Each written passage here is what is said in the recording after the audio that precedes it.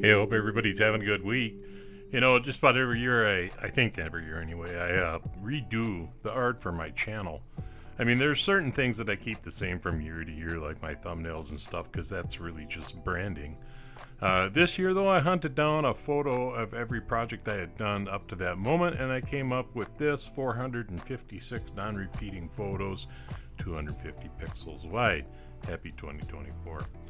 If you enjoy the hobby and plan to do it for a while, I'd encourage you to buy a 3D resin printer, whether you enjoy custom projects or restorations. One of these would be really useful.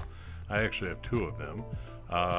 One of my projects on the bench is this foam cement mixer, and if you've ever had one, the odds are that the mixing vessel is cracked. I own two, and they're both cracked.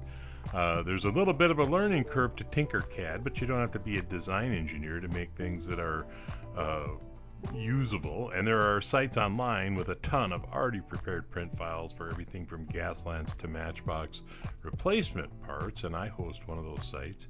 Everything I've ever made is there for free download.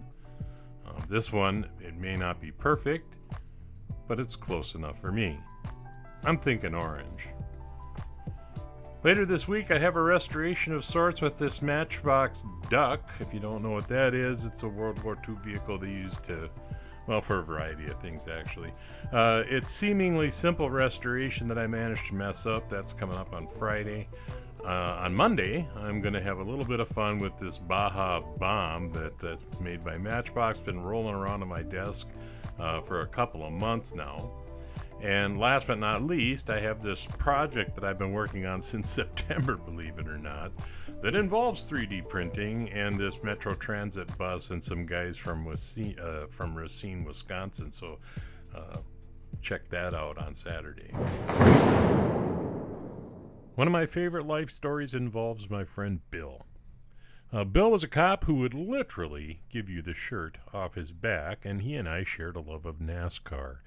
And one year, we went to Atlanta, and I had never been to a Waffle House, and I always wanted to go to one.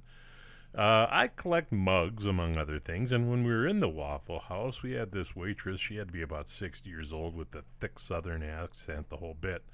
I asked her if they sold the mugs, and she looked at us and smiled and said, "Well, hon, we don't, but every now and again one will disappear," and she kind of winked at me. And after she left, Bill asked if I was going to take the mug, and I said, "Oh, Bill, I work in a police department. Are you kidding?" The following year, Bill went to Atlanta without me, and he came back with this Waffle House mug, and I don't think he stole it. I think he talked her out of it or somebody out of it. And my friend Bill, he died a few years ago, far too young. And many mornings, I still have coffee with Bill.